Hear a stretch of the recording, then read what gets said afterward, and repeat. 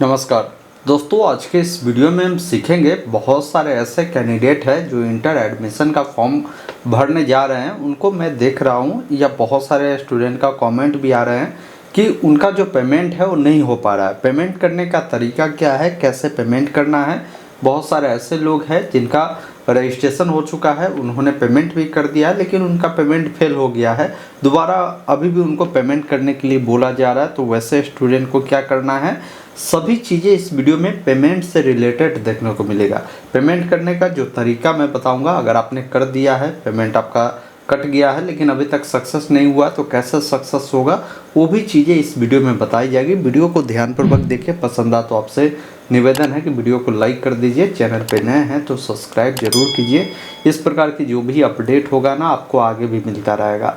आइए फिलहाल अपने स्क्रीन पर चलकर पूरी जानकारी बताते हैं इंटर एडमिशन का जो पेमेंट प्रक्रिया है कैसे पूरा करना है। इसके लिए पहला काम करिए, गूगल में ऑनलाइन अपडेट STM लिखिए। ये जो वेबसाइट मिलेगा इसे ओपन करेंगे। नीचे एडमिशन वाले सेक्शन में ही आपको जो है लिंक मिल जाता है बिहार इंटर एडमिशन का, जिस पर आपको क्लिक करना है। उसके बाद यहाँ पर नीचे आना है। इम्पोर्टेंट लिंक में एक तो आपको डायरेक्ट ऑनलाइन अप्लाई का लिंक मिलता है। जिन्होंने अभी तक फॉर्म को भरा ही नहीं है, नए सिरे से फॉर्म भर रहे हैं और पेमेंट करना चाह रहे हैं, तो पहले फॉर्म को भर लीजिए। उसके बाद जैसे ही आपका रजिस्ट्रेशन प्रक्रिया पूरा होता है तो आपको एक जो है यूजर ID पासवर्ड मिलता है। वैसे ID में आपका मोबाइल नंबर ही होता है, पासवर्ड एक मिलता है। उसके मदद से स्टूडेंट लॉगिन पर क्लिक करना है। कई बार मैं देखा हूँ कि बहुत सारे स्टूडेंट का क्या है ना कि अप्लाई प्रक्रिया हुआ है लेकिन उनका पेमेंट फेल हो चुका है या पेमेंट करने में उनको प्रॉब्लम आ रहा है। तो वैसे स्थिति में जो आपने रजिस्ट्रेशन किया था वो मोबाइल नंबर डालें और आपके नंबर पर एक पासवर्ड मिला होगा। इस प्रकार आप मैसेज को देखेंगे तो आपको एक रेफरेंस नंबर मिला होगा, यूजर नेम में आपका मोबाइल नंबर देखने को मिल रहा होगा, पासवर्ड इस प्रकार आपको मिला होगा। इसको ही डालकर आपको लॉगिन करना है। अगर पासवर्ड को फॉरगेट करना चाहते हैं तो फॉरगेट पासवर्ड का भी ऑप्शन है। आप इस पर क्लिक कर आपको अपना मोबाइल नंबर डालकर जनरेट OTP पे क्लिक करेंगे, OTP जाएगा और वहाँ से आपको पासवर्ड मिल जाएगा, आप लॉगिन कर लेंगे। लॉगिन करने के बाद इस प्रकार आपका डैशबोर्ड आता है और पेमेंट करने के लिए यहाँ पर ऑप्शन मिलता है फीस पेमेंट का। आप इस पर क्लिक करें या जो व्यक्ति मान लीजिए पेमेंट किया है उनका पेमेंट फंस गया है, आपको यही जो ऑप्शन मिलता है ना फीस पेमेंट का, जिस पर आप क्लिक करिए। जैसे ही क्लिक करेंगे तो अगर आपने पेमेंट किया होगा, पेमेंट अगर सक्सेस हुआ होगा तो यहाँ पर दिखाएगा। अगर आपने पेमेंट किया है, आपका पेमेंट सक्सेस हुआ ही नहीं, अगर फेल दिखा रहा है, तो वैसे स्थिति में दोबारा पेमेंट करना है।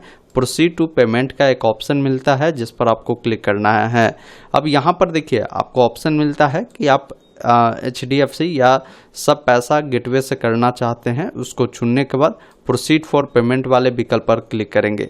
अब कई बार क्या होता है ना कि इस पेज को अगर आप रिफ्रेश करेंगे, रिलोड करेंगे, तो वैसे स्थिति में आपका पेमेंट फंसने का चांस हो जाता है।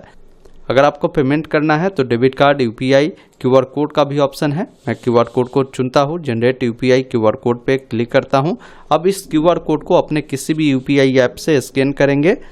उसके बाद थोड़ा सा वेट करेंगे। जैसे ही पेमेंट पूरा होता है तो इसको रिफ्रेश या काट कूट नहीं करना है, जितना समय ले उतना समय दीजिए। ऑटोमेटिक ये आपको अगले पेज पे रिडायरेक्ट कर दिया। अब यहाँ पर मान लीजिए अगर पेमेंट आपका सक्सेस हो गया, ये इशू आ गया, तो यहाँ से कोशिश करिए एक बार आप इसको रिफ्रेश करने का, या नहीं तो यहाँ से कोशिश करिए इसको देखिए बैक कर अगर मान लीजिए इस प्रकार इशू आ गया तो कोई दिक्कत नहीं, घबराने की ज़रूरत नहीं है। इस वेबसाइट पर आइए और इस वेबसाइट को यहाँ से क्या करें, एक बार रिफ्रेश करें। तो यहाँ पर देखिए आपको पेमेंट को लेकर जानकारी आता है, लेकिन पेमेंट स्टेटस में बता रहा है पेमेंट नॉट रिसीव। वैसे स्थिति में अपडेट स्टेटस का जो ऑप्शन मिलता है ना, आप इस पर एक बार आप क्लिक करेंगे तो देखेंगे आपका जो पेमेंट है बताएगा पेमेंट आपका रिसीव हो गया है। अब आपको घबराना नहीं है। कई बार मैंने देखा है लोगों का पेमेंट जो है करते हैं वेबसाइट डायरेक्ट जो है, अभी जैसा कि मैंने दिखाया है कि इशू आ गया, तो वैसे स्थिति में यही करना है। यहाँ पर आकर आप इसको अपडेट कर दीजिए, आपका पेमेंट सक्सेस हो जाएगा। या फिर भी नहीं होता है तो आपको 24 से 48 घंटे इंतजार करना है। फिर लॉगिन कर आपको अपडेट करते रहना है, पेमेंट आपका अपडेट हो जाएगा। अगर नहीं होता है तो वैसे स्थिति में दोबारा पेमेंट आपको मैं कहूँगा 48 घंटे के बाद ही करना है, नहीं तो आपका पेमेंट रिफंड होने में दिक्कत हो जाएगा। अब इसका प्रिंट लेना है तो यहाँ पर देखिए प्रिंट CAF का ऑप्शन है, जिस पर क्लिक करिए और इस फॉर्म का प्रिंट आप यहाँ पर क्लिक कर ले लीजिए। उसके बाद यहाँ पर जो लॉगआउट मिलेगा उस पर क्लिक कर लॉगआउट हो जाएंगे। दोस्तों अभी आपने देखा, मैंने आपको पूरी जानकारी बताया कि कैसे आप सभी को इंटर एडमिशन का जो पेमेंट प्रक्रिया है आपको पूरा करना है।